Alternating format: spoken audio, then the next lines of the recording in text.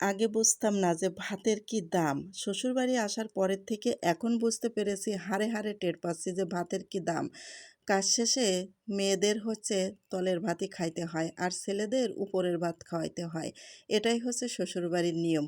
আগে বুঝতাম না, এখন বুঝি। এখন হাড়ে, হাড়ে টের পাই। আমার এক নানি ছিল, বলতো যে, "ভাতারের ভাত খাওয়ালো বউ জাগা চেনো না, যেখানে খাইজতি কই সেখানে খাইজও না।" কারণ নানিটা মারা গেছে, তারপরে তার কথাগুলো আমার মনে এখন গেঁথে আছে। ছোটবেলায় বাবা মারা গিয়েছিল, তারপরেও কিন্তু বুঝতে পারিনি যে ভাতের এত দাম। মাই বাবা, মাই হচ্ছে মা।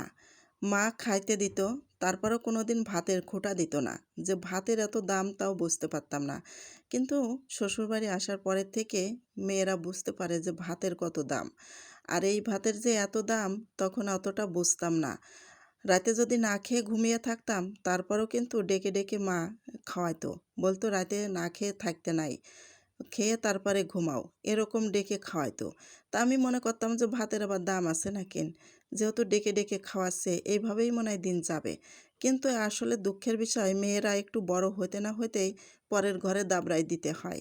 কারণ তখন ওই পরের ঘরে কাজকাম করতে হয়, খাইতে হয়, পেটে ভাতে থাকতে হয়। এটাই হচ্ছে মেয়েদের জীবন। মেয়েদের জীবনটা আসলে কষ্টেই কাটে সবসময়ের জন্যে। ১৬ বছর ১৮ বছর নাই হইতে হইতে মানে বাপের বাড়ির থেকে তাড়িয়ে দেওয়া হয়। যে, "যাও, এবার হচ্ছে তোমরা পরের ঘরে যেয়ে কাজকাম করে খাও।" বিধি এভাবে কেন যে নিয়মটা করেছিল আমি নিজেও বুঝি না। সময়, সময় বসে, বসে কল্পনা করি। কেন? ভাই, বোন, মা, বাপ সবাইকে ছেড়ে পরের ঘরে আসতে হয়? কেন এরকম নিয়ম করেছিল? নিজেদের বাড়ি ছেড়ে চলে আসতে হয় অন্যের বাড়ি। আর অন্যের বাড়ি এসে খাটাখাটনি করে ভাত খাইতে হয়। আর সেই ভাতের যে কত দাম হয়, তা আসলে বাস্তবে এখন বুঝতে পারছি। হাড়ে, হাড়ে টের পারছি। আমার বোনের হচ্ছে বড় বোনটার বিয়ে হয়েছিল, তারা ৮ টা ভাই ছিল। ৮ টা ভাইয়ের মনে করেন ৮ টা বউ, সেখানে বিয়ে হয়েছিল। তা ও গল্প করত।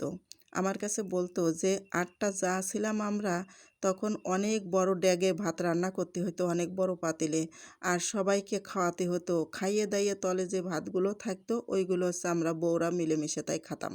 তা আমি এবার বলতাম, "আমি হলে জীবনেও খাতাম না ওইরকম ভাত। ভাত রান্না করব, উপরের ভাত খাবো। তলের ভাত খাইতে যাব কি জন্যে? তলের ভাত গরুরে দিয়ে দেবো।" এরকম বলতাম। তা আমার বোনটা বলতো, "বড় হও, বিয়ে হোক, শ্বশুরবাড়ি যাও, তারপরে বুঝবা ভাতের কি জ্বালা, ভাতের কি দাম। পরের বাড়ির ভাতের দাম আছে।" তা আমি বলতাম যে জীবনেও না, যদি উপরের ভাত না দেয় তো তখন আর থাকতাম না, চলে আসতাম। মানে আমার ওই বোনটার সাথে তর্ক বিতর্ক করতাম সবসময়ের জন্যে। তা বোনটা বলতো যে, "হ্যাঁ রে বোন, ওরকম শোনা যায়। আমিও কত ছিলাম আদরের মেয়ে, বড় মেয়ে ছিলাম এই সংসারে। তারপরেও কিন্তু অত বড় ফ্যামিলিতে বিয়ে দেওয়ার পরে আমার যে কত কষ্ট হয় রান্না করতে। তারপরে মানে উপরের ভাত তো বড়াতেই হয় না, তলের ভাত এমন সময় আছে মরিচ দিয়েও পেঁয়াজ দিয়ে খাইতে হয়। তারপরে অনেক সময় আছে সে ভাত পাওয়াও যায় না খাইতে গেলে। এরকম হয়। কারণ অনেকগুলো মানুষ থাকলে যা হয়।" তা আমার সে বোনটা এখন বেঁচে নাই, মারা গেছে। আল্লাহ তার জান্নাত নসিব করুক। কিন্তু তার কথাগুলো এখন আমার হৃদয় বাজে। কারণ তার কথাগুলো আমি হাড়ে, হাড়ে এখন টের পাচ্ছি যে আসলেই তো সত্যি কথা। পরের বাড়ির ভাতের তো অনেক মূল্য, অনেক দাম আছে। আর পরের বাড়ির ভাত সহজে খাওয়া যায় না। অনেক খাটাখাটনি করে ভূতের মতো কাজ করে তারপরও কিন্তু নাম নাই। কোনো নাম তারা দেবেই না। তারপরেও শেষে কী করতে হবে? তলের পোড়া ভাত, যে ভাতগুলো গরুরে দিতে হয়, সেই ভাতগুলোই কিন্তু বউদের মানে আসে পাতে পড়ে। বউরাই কিন্তু সেই ভাতগুলো খায়। অনেক ফ্যামিলিতে আছে এরকম। কারণ যারা আদরের মেয়ে, আদরে শ্বশুরবাড়ি পাইছে তাদের আর কোনো কষ্ট নাই।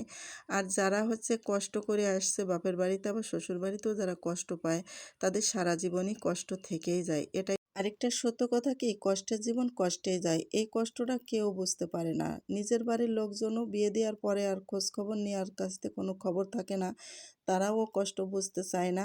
আর হচ্ছে পরের ঘরের লোকজন তো তারা বোঝেই না যে এক গাছের বাকল তো আরেক গাছে লাগে না। যদিও লাগে তা চলতে চলতে পড়ে। তা আজকের ভিডিওটা একটু বড় হয়ে গেল। আশা করি আজকের ভিডিওটা তোমাদের সবার কাছে ভালো লাগবে। আর যদি ভালো লাগে একটা লাইক কমেন্ট করতে ভুলবা না। এতক্ষণ আমার সাথে থেকে পুরো ভিডিওটা দেখার জন্য তোমাদের সবাইকে অনেক অনেক ধন্যবাদ।